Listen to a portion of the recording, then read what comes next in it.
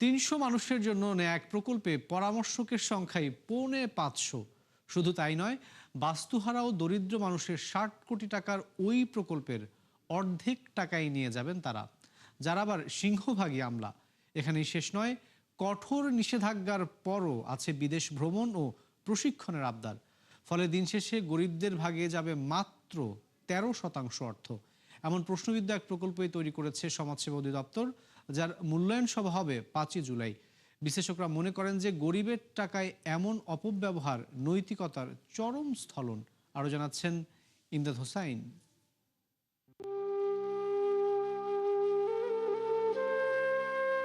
জলবায়ু পরিবর্তনের কারণে উপকূলীয় অঞ্চল থেকে বাস্তুচ্যুত হয়ে বিভিন্ন শহরে আশ্রয় নিয়েছে বড় একটা জনগোষ্ঠী। জীবন জীবিকার সন্ধানে আসা ভাসমান এসব মানুষের উন্নয়নে বিশেষ এক প্রকল্প নিতে চায় সমাজসেবা অধিদপ্তর। প্রাথমিকভাবে যা বাস্তবায়ন হবে খুলনা, সাতক্ষীরা, রাজশাহী ও সিরাজগঞ্জ জেলায়, কিন্তু সেখানেও থাবা বসানোর পায়তারা করছেন সরকারি আমলারা।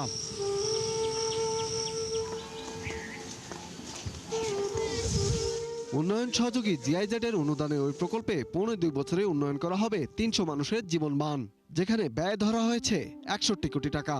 তবে অবাক করা তথ্য হলো, এজন্য কাজ করবেন ৫৫০ পরামর্শক, যারা ফি বাবদ নিয়ে নেবেন প্রকল্পের অর্ধেক বা ৩০ কোটি টাকা। এছাড়া অফিস ভাড়া ৩ কোটি এবং প্রকল্প ব্যবস্থাপনায় ব্যয় হবে আরও অন্তত ১০ কোটি। এই ধরনের প্রকল্প থেকে আমাদের নিষ্কৃতি পাওয়ার চেষ্টা করা উচিত। শুধু প্ল্যানিং কমিশন করবে না, এটা সংশ্লিষ্ট মন্ত্রণালয়েরও এটার দায়িত্ব আছে। এবং এই প্রকল্পের ক্ষেত্রে যে মন্ত্রণালয় পাঠিয়েছে, আমি বলবো যে তাদের এই প্রকল্পটা ভালো করে স্ক্রুটিনি করে দেখা দরকার ছিল যে আমার এই দেশের প্রকৃত সুবিধাভোগী যারা, তারা কত টাকা পাচ্ছে, কতটুকু বেনিফিট পাচ্ছে, এটা তাদের দেখা দরকার ছিল। পাশাপাশি প্ল্যানিং কমিশনের এখানে একটা গুরু দায়িত্ব আছে। দেশের অর্থনৈতিক সংকটের কারণে দীর্ঘদিন ধরে নিষেধাজ্ঞা রয়েছে সরকারি কর্মকর্তাদের বিদেশ ভ্রমণে, কিন্তু তাকেও বুড়ো আঙ্গুল দেখিয়ে ভ্রমণ প্রশিক্ষণের নামে ৩ কোটি টাকার পরিকল্পনা সাজানো হয়েছে ছোট এই প্রকল্প ঘিরে। আছে ১.৫ কোটি টাকা ব্যয়ে অভ্যন্তরীণ ভ্রমণের প্রস্তাবও। আর এসব বাদ দিলে উপকার ভোগীরা পাবেন ৮ কোটি ১০ লাখ টাকা, যা মোট ব্যয়ের মাত্র ১৩%। প্রশাসনিক ব্যয় অনেক একটা বড় খাত থাকে, সেখানে গাড়ি কেনা, ইকুইপমেন্ট কেনা, ট্রাভেল, এই জিনিসগুলো থাকে, সেটা যতটা আসলে না করলেই নয় এবং সেতটুকুর মধ্যেই আসলে সীমাবদ্ধ রাখা উচিত।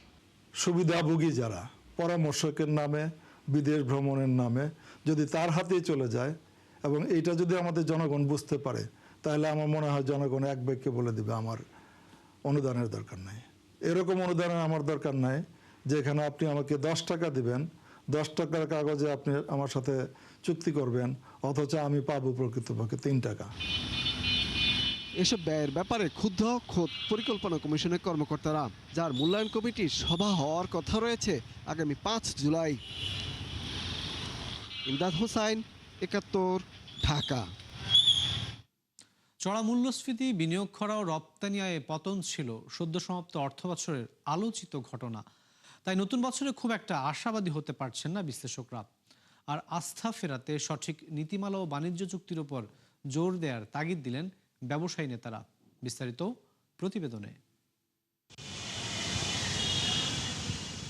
অভ্যন্তরীণ ও বৈশ্বিক নানামুখী সংকটে গেল কয়েক বছর ধরে বিপর্যস্ত দেশের সামষ্টিক অর্থনীতি।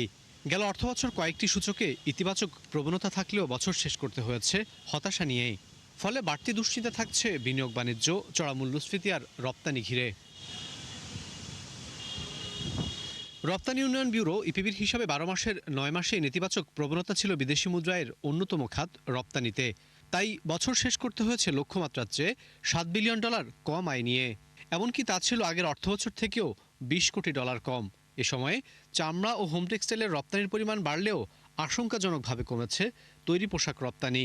বিজিএমইএর সভাপতি মনে করেন, জ্বালানি সংকট, অবকাঠামো ও রপ্তানিকারক দেশগুলোর সাথে বাণিজ্য চুক্তি করতে না পারলে সামনের অর্থবছরেও সম্ভাবনা নেই ঘুরে দাঁড়ানোর, যা বড় প্রভাব ফেলবে কর্মসংস্থানেও।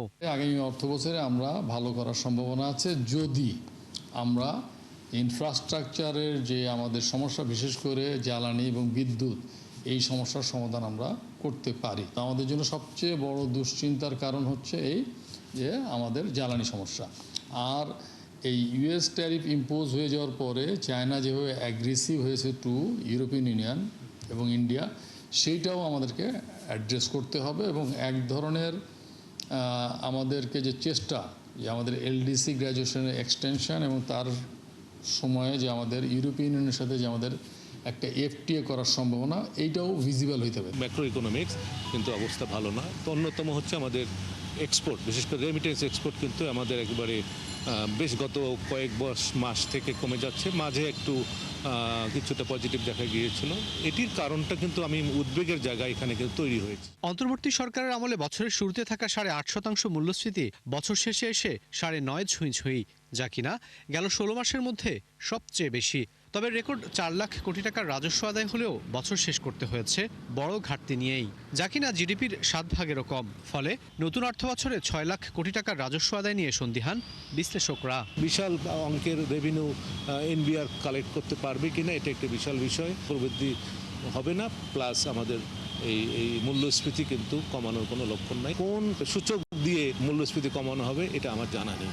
ইনফ্লেশনটা কমাতে হবে, এটা একটা খারাপের দিকে যাচ্ছে। যে ধরনের আইন কানুন, যে ধরনের বজ্র আটুনিগুলো ব্যুরোক্রেটরা দিয়ে রেখেছেন বিনিয়োগকে রেজিস্ট্রি করা ইত্যাদি ইত্যাদি, সেগুলোকে কিছু শিথিল করা হচ্ছে, সেটা তো আমি এখনো দেখছি না। বিশ্বব্যাংকের হিসাব অনুযায়ী দেশে বর্তমানে দারিদ্র্যের সংখ্যা প্রায় 21.5%। মধ্যপ্রাচ্য যুদ্ধের কারণে বছর শেষে যা আরও বাড়তে পারে।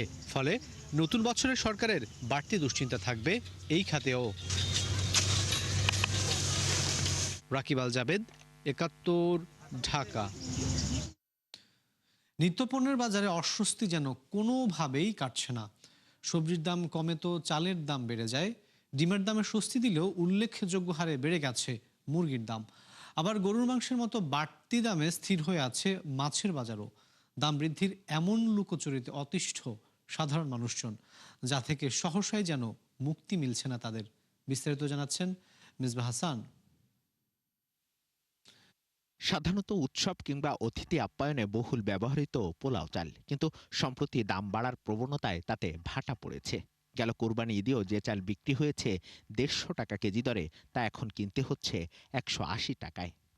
এই যেমন মানসুরা হোসাইন মেহমান আপ্যায়নে কেনাকাটায় যে বাজেট নিয়ে বাজারে এসেছিলেন, তাতে এখন কাটছাট করতে হচ্ছে। 145 করে কিনছি, এখন 170-75 করে কিনছি। 180 টাকা 90 টাকা কে খাবে আপনার? তো খাইতে পারবে, গরিব মানুষ খাইতে পারবে? একজন সাতটা যদি একবার খাইতে চায় মাসে একবার, এটাও পারবে না এখন আর। পোলার চাল আগে আমি কিনেছি 130-40, এখন এটা সেটা বেড়ে 25 টাকা কেজিতে পার কেজিতে পাচ্ছে। সিন্ডিকেট হইতো, এই যে ওখানে ধান সব নতুন যেই ধানগুলা কম দামে ক্রয় করছে, এগুলা গোডাউনজাত করতে আছে। আগের পুরানা ধানের চাল সব বিক্রি করতে আছে, ওগুলি আবার কিছুদিন পরে হঠাৎ করে একটা কিছু হইব, দেখা যাবো যে আবার দাম বাইরে গেছে। শুধু পোলাও নয়, মৌসুমি ধান ঘরে উঠলেও চালের বাজারে স্বস্তি নেই। মাসের ব্যবধানে সব ধরনের চালের দাম কিছুটা বেড়েছে। বিশেষ করে নাজির শাইলে বেড়েছে 5 থেকে 8 টাকা পর্যন্ত। তবে কেন এমন দাম বৃদ্ধি, তার সদুত্তর নেই বিক্রেতাদের কাছে। সব দামে বাড়ছে, মানে ভাতের চাল যেটা সিদ্ধ চাল 28 মিনিকেট কিংবা স্বর্ণা মোটা, এগুলোর দাম 58 টাকা এদিক সেদিক হয়েছে। 2-3 টাকা করে প্রত্যেক চালে বৃদ্ধি পাইছে, বাড়ছে। আর কলার চালের দামটা মানে আপনার খালি বাড়তেছে, কমতেছে না, কমার কোনো লক্ষণ নাই। প্রত্যেকটা মানুষের তো কখনোই কমে না। এটা বড় বড় কর্পোরেট কোম্পানিরা চাল আটকায় রাখে, ধান আটকায় রাখে, এই জন্য জিনিসপত্রের দাম বেশি। আমার কাছে কাস্টমার একটু, আপনার থেকে পরশু দিন চাল নিলাম 40 টাকা করে, আজকে 5 কেজি চান কেন, এই প্রশ্ন আমার করে। বাজারে উল্লেখযোগ্য হারে বেড়েছে সব ধরনের মুরগির দাম। সপ্তাহের ব্যবধানে ব্রয়লার মুরগি কেজিতে বেড়েছে 30 টাকা, আর আগের বাড়তি দরে বিক্রি হচ্ছে গরুর মাংস। ঊর্ধ্বমুখী প্রবণতা দেখা গেছে মাছের বাজারেও। মুরগি নিয়েছিলাম 380 টাকা করে কেজি সোনালি, আজকে নিলে 350 টাকা, ওই হিসেবে কম, কিন্তু বাজারের কম কিনা যায় না। বেচা কিনি, অনুর বেচা কিনি ভালো, আমার বেচা কিনি ভালো না ভাই। সোনাকে নিয়ম তো আগে বেচতে 330 টাকা 40 টাকা 330 টাকা ভাই, এটা কাঁচা মাল তো, এটা কোনো মানে নেই, সকালে একটা বিকেল আর একটা, ঠিক আছে। তবে কিছুটা স্বস্তি সবজির বাজারে। 40 থেকে 70 টাকায় মিলছে প্রায় সব ধরনের সবজি, যদিও কাঁচা মরিচ বিক্রি হচ্ছে 130 থেকে 140 টাকায়। দাম মোটামুটি সাধারণ নাগালের মধ্যে, কিন্তু যদি এই ধারাবাহিকতা ধরে রাখা যায়, দুই একটা জিনিস ব্যতীত, যেমন হচ্ছে ধনিয়া পাতা, কাঁচা মরিচ আর হচ্ছে টমেটো, এগুলো সিজন না, প্লাস হচ্ছে আমদানি করা, এইগুলোর দাম একটু বেশি। আগে যেই টাকা দিয়ে আমাদের আসলে সংসার চালানো হতো, তো সেই জায়গায় আমরা আসলে অনেকটাই হিমশিম খাচ্ছি। বাজার মনিটরিং এর মাধ্যমে স্থিতিশীল থাকবে নিত্য পণ্যের বাজার, এমনটাই প্রত্যাশা ভোক্তা সাধারণের। মিসবাহ হাসান, ৭১, ঢাকা। চট্টগ্রাম শাহ আমানত আন্তর্জাতিক বিমানবন্দরকে কার্গো হাব এবং চট্টগ্রামকে লজিস্টিক হাবে পরিণত করা হবে বলে জানিয়েছেন অর্থমন্ত্রী আমির খসরু মাহমুদ চৌধুরী। বাজেট পাশের পর শনিবার প্রথমবারের মতো নিজ শহর চট্টগ্রামের শাহ আমানত আন্তর্জাতিক বিমানবন্দরে নেমে গণমাধ্যম কর্মীদের এই কথা জানিয়েছেন অর্থমন্ত্রী। চট্টগ্রামের উন্নয়নে বিভিন্ন পরিকল্পনার কথা সরকার ভাবছে জানিয়ে অর্থমন্ত্রী বলেন যে চট্টগ্রাম এবং ঢাকার রেল যোগাযোগের সময় 2 ঘন্টা কমিয়ে আনার উদ্যোগ নেওয়া হয়েছে। এছাড়া চট্টগ্রামের উন্নয়নে চায়না ইকোনমিক জোন এবং মাতারবাড়ি গভীর সমুদ্র বন্দর নির্মাণের পরিকল্পনার কথাও তুলে ধরেন অর্থমন্ত্রী। ঢাকা চট্টগ্রাম লিঙ্কের জন্য যে লাকসামের যে বিষয়টা আছে, তো 2 ঘন্টা ট্রাভেল টাইম যাতে কমে আসে ট্রেনে, সেটাও বলা আছে। তো সবগুলো হলে চট্টগ্রাম থেকে যে করিডোর বাংলাদেশের সাথে সেটা হবে, লজিস্টিক্যাল হাব হবে, বন্দরগুলো অনেক বেশি পরিমাণে কাজ করতে পারবে। আবার ওদিকে আপনার মাতারবাড়ি একটা বড় ধরনের কার্যক্রম হাতে নেওয়া হয়েছে। সব কিছু মিলিয়ে এই অঞ্চলে যে অর্থনৈতিক সম্ভাবনা আছে, যে লজিস্টিক্যাল সম্ভাবনা আছে, সবগুলোকে মাথায় রেখে বাজেটে পরিকল্পনা করা হয়েছে। এবারের বাজেটে স্বাস্থ্য ও শিক্ষা খাতের মতো মানব সম্পদ উন্নয়ন খাতেও বরাদ্দ বাড়ানো সরকারের সাহসী পদক্ষেপ বলে মন্তব্য করেছেন শিল্প ও বাণিজ্য মন্ত্রী খন্দকার আব্দুল মুক্তাদির। শনিবার তিনি সিলেট মেডিকেল বিশ্ববিদ্যালয়ের কর্মকর্তা ও কর্মচারীদের সঙ্গে মতবিনিময়ের সময় এমন মন্তব্য করেছেন। তিনি আরও বলেন যে বর্তমান সরকার দায়িত্ব নেয়ার মাত্র 1.5 মাসের মাথায় উত্তরাধিকার সূত্রে পাওয়া অর্থনৈতিক বাস্তবতার মধ্য দিয়ে এই বাজেট দিতে হয়েছে। তা সত্ত্বেও স্বাস্থ্য খাতে বরাদ্দ বাড়িয়ে প্রায় ৬৯,০০০ কোটি টাকা করা হয়েছে, যা অত্যন্ত যুগান্তকারী। দেশের স্বাস্থ্য খাতের বিদ্যমান সংকট ও সীমাবদ্ধতা তুলে ধরে শিল্প বাণিজ্য মন্ত্রী বলেন, নেপাল, ভুটান, ভারত কিংবা পাকিস্তানের মতো প্রতিবেশী দেশগুলোর চেয়েও আমাদের দেশে চিকিৎসার পেছনে মানুষের ব্যক্তিগত ব্যয় অনেক বেশি। অ্যাক্টিভিটিটার মধ্যে একটা মৌলিক চেঞ্জ এসছে। সেই চেঞ্জটা হলো বেশি বেশি investment to develop human resource. এই হিউম্যান রিসোর্স ডেভেলপমেন্টের একটা ডিটারমিনেন্ট হলো মোর and more invest in health and education. আমাদের মাননীয় প্রধানমন্ত্রীর লক্ষ্য হলো ইভেন্চুয়ালি জিডিপির 5% বিনিয়োগ নিয়ে যাওয়া হেলথ এবং এডুকেশনের জন্য। বাজেট ঘাটতি পূরণে সরকার বিদেশি ঋণের উপর বেশি নির্ভর করছে, যা ভবিষ্যতের জন্য উদ্বেগের। ডিবেট ফর ডেমোক্রেসির বিতর্ক অনুষ্ঠানে এসব কথা বলেছেন আইসিবির চেয়ারম্যান অধ্যাপক আবু আহমেদ। তিনি বলেন যে দেশীয় সম্পদের সঠিক ব্যবহার নিশ্চিত না করলে পরিবর্তন আসবে না। বাজেটে বাড়তি পরিচালন ব্যয়কে দুশ্চিন্তার কারণ উল্লেখ করে তিনি বলেছেন যে এটি কাঙ্ক্ষিত পর্যায়ে নামিয়ে আনতে হবে। জানান, বর্তমান সরকার আইএমএফ থেকে ঋণ নিতে উৎসাহী না। বিনিয়োগকারীদের আস্থা ফেরাতে জ্বালানি নিরাপত্তার পাশাপাশি অবকাঠামোগত সুবিধা নিশ্চিত করার কথাও বলেছেন আবু আহমেদ। লাল ফিতার দৌরাত্ম্য, দুর্নীতি বন্ধ করা না গেলে বিনিয়োগ, কর্মসংস্থান ও জিডিপি প্রবৃদ্ধি অর্জন সম্ভব হবে না বলেও মন্তব্য করেছেন ডিবেট ফর ডেমোক্রেসির চেয়ারম্যান হাসান আহমেদ কিরণ। এর আগে বিপর্যস্ত অর্থনীতিকে পুনরুদ্ধারে এবারের বাজেট বিষয়কে বিতর্কে সরকারি দল হিসেবে ঢাকা কলেজ এবং বেসরকারি দল হিসেবে বিএফটিইউ এর শিক্ষার্থীরা অংশগ্রহণ করেছেন। আবার নতুন করে লোন নিতে হচ্ছে বাংলাদেশ ব্যাংক থেকে অথবা পাবলিকের থেকে, আবার বিদেশ থেকে। এবারে বোধহয় 46% অফ যেটা বাজেট ঘাটতি আছে সেটা এক্সটার্নাল সোর্স থেকে নেওয়া হবে, বাদ বাকিটা ইন্টারনাল সোর্স থেকে নেওয়া হবে। তো ওটাও আমাদেরকে খেয়াল রাখতে হবে যে how much money we are going to borrow from external sources, কারণ সেটার একটা এক্সট্রা বোঝা হতে পারে। সেটা হচ্ছে আপনার যদি এক্সচেঞ্জ রেট কোথা না করুক, কখনো আপনার বিপক্ষে যায়, then you have to pay more and more money. বিশ্বব্যাংকের শ্রেণীবিভাগ অনুযায়ী উচ্চ মধ্যম আয়ে উন্নীত হয়েছে 5 দেশ, যার মধ্যে রয়েছে শ্রীলঙ্কা, ভিয়েতনাম, ফিলিপাইন, জর্ডান ও মাইক্রোনেশিয়া। একই সময়ে নিম্ন মধ্যম আয়ের দেশে উন্নীত হয়েছে পশ্চিম আফ্রিকার দেশ টোগো। তবে নিম্ন আয়ের শ্রেণীতে অবনমিত হয়েছে কোনো দেশ। প্রতি বছরের মতো এবারও 1 জুলাই আয়ভিত্তিক শ্রেণীবিভাগ প্রকাশ করেছে বিশ্বব্যাংক। নুসরাত মমি জানাচ্ছেন বিস্তারিত। শ্রীলঙ্কা, ভিয়েতনাম, ফিলিপাইন, জর্ডান ও মাইক্রোনেশিয়া। চলতি বছর বিশ্বব্যাংকের হিসাবে নিম্ন মধ্যম থেকে উচ্চ মধ্যম আয়ে উন্নীত হয়েছে এই 5টি দেশ। একই সময়ে নিম্ন থেকে নিম্ন মধ্যম আয়ের দেশে উন্নীত হয়েছে পশ্চিম আফ্রিকার দেশ টোগো। প্রতি বছর 1 জুলাই মাথাপিছু আয়ের উপর ভিত্তি করে আয়ভিত্তিক শ্রেণীবিভাগ প্রকাশ করে বিশ্বব্যাংক, যেখানে সদস্য 218টি দেশকে নিম্ন, নিম্নমধ্য, উচ্চমধ্য এবং উচ্চ এই 4টি শ্রেণীতে তালিকাভুক্ত করা হয়। সংস্থাটির নতুন শ্রেণীবিন্যাস অনুযায়ী উচ্চ মধ্যম আয়ের দেশ হতে হলে 2025 সালের হিসাবে মাথাপিছু আয় $4,636 উপরে থাকতে হবে এবং নিম্ন মধ্যম আয়ের দেশে উন্নীত হতে মাথাপিছু আয় কমপক্ষে $1,175 হতে হবে। 2022 সালের ভয়াবহ অর্থনৈতিক সংকটের মাত্র 3 বছরের মাথায় ঘুরে দাঁড়িয়েছে শ্রীলঙ্কা। শিল্প, আর্থিক ও পর্যটন খাতের পুনরুদ্ধারে 2025 সালে দেশটির অর্থনৈতিক প্রবৃদ্ধি 5%। অন্যদিকে নির্মাণ শিল্প এবং কৃষি খাতের উপর নির্ভর করে স্থিতিশীল প্রবৃদ্ধি অর্জন করেছে মাইক্রোনেশিয়া। দেশটির মাথাপিছু জাতীয় আয় $4,760।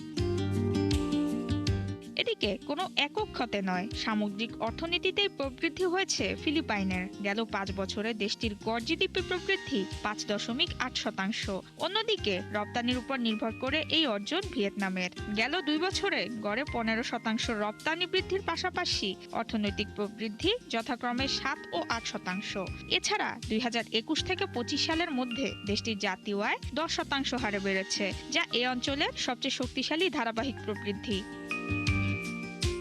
এদিকে জাতীয় হিসাব পুনর্বিন্যাস করায় নতুন আয় শ্রেণীতে শ্রেণীভুক্ত হয়েছে জর্ডান। হালনাগাদ তথ্য জরিপ করে দেশটির পরিসংখ্যান বিভাগ দেখতে পায় অর্থনীতির আকার আগের তুলনায় প্রায় 10% বেড়েছে। পাশাপাশি দেশটির মাথাপিছু আয় পৌঁছায় $5,260, 5 দেশের মধ্যে যা সর্বোচ্চ। অন্যদিকে নিম্ন থেকে নিম্ন মধ্যম আয়ের দেশে উন্নীত হয়েছে পশ্চিম আফ্রিকার দেশ টোগো। দেশটির মাথাপিছু আয় $1,350। নুসরাত মৌমি, 71। বিশ্ববাজারে আবারও ঊর্ধ্বমুখী ধারায় জ্বালানি তেলের দাম কিছুটা বেড়ে ব্যারেল প্রতি যা ছাড়িয়েছে $72। ইরান যুক্তরাষ্ট্র শান্তি চুক্তি অনিশ্চয়তা চলমান থাকলেও এখন আর খুব বড় কোনো প্রভাব পড়ছে না বৈশ্বিক তেলের বাজারে। তবে হরমুজে জাহাজ চলাচল বাড়ার সাথে সাথে কাটছে সরবরাহ সংকট, তাই দেখা যায়নি বড় ধরনের কোনো পরিবর্তন। অন্যদিকে যুক্তরাষ্ট্রের প্রত্যাশার তুলনায় কম নিয়োগ হওয়ায় কিছুটা পতন হয়েছে ডলারের মানে, যার বিপরীতে আবারও বেড়েছে স্বর্ণের দাম। সবশেষ তথ্য বলছে যে আউন্স প্রতি যা ছাড়িয়ে গেছে $4,100 ঘর। দ্বিতীয় মেয়াদে ক্ষমতা নেয়ার পর ফুলে ফেপে উঠেছে ট্রাম্পের ব্যবসা, বিশেষ করে ক্রিপ্টোকারেন্সিতে। গেল বছর যা থেকে আয় করেছেন প্রায় $1.5 বিলিয়ন। নিজের এমন রমরমা ব্যবসায় ছাড়িয়ে গেলেন যুক্তরাষ্ট্রের সব প্রেসিডেন্টের আয়ের রেকর্ড। এতেই দেশটির ইতিহাসের সবচেয়ে ধনী প্রেসিডেন্টের তকমা পেলেন ট্রাম্প। নুসরাত রাহনুমা জানাচ্ছেন বিস্তারিত। যুক্তরাষ্ট্রের ইতিহাসের সবচেয়ে ধনী প্রেসিডেন্ট হিসেবে নতুন রেকর্ড গড়লেন ডোনাল্ড ট্রাম্প। দ্বিতীয়বার ক্ষমতা নেওয়ার পর ফুলে ফেপে ওঠে ব্যবসা। এতেই ভাঙেন যুক্তরাষ্ট্রের সকল প্রেসিডেন্টের আয়ের রেকর্ড। ফোর্বসের তথ্য অনুযায়ী বর্তমানে ডোনাল্ড ট্রাম্পের সম্পদের পরিমাণ প্রায় $7 বিলিয়ন। প্রেসিডেন্টের বাধ্যতামূলক বার্ষিক প্রতিবেদনে জানা যায়, হোয়াইট হাউসে ফেরার পর বছর ব্যবধানে অন্তত $2 বিলিয়ন আয় করেছেন ট্রাম্প। এর মধ্যে ক্রিপ্টোকারেন্সি থেকেই আয় প্রায় $1.5 বিলিয়ন। এছাড়াও রয়েছে real estate, brand licensing, golf club, অবকাশ যাপন কেন্দ্র, হোটেল ও বাণিজ্যিক ভবন থেকে আয়।